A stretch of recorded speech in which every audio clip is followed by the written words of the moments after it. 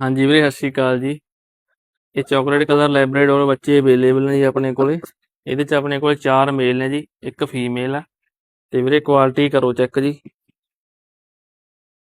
Mother father ਦੋਨੋਂ chocolate ਨੇ ਜੀ, ਟੌਮ ਬਲੱਡ ਲਾਈਨ ਹੈ। ਤੇ ਬੱਚੇ ਅੱਜ 40 ਦਿਨ ਦੇ ਹੋ ਗਏ।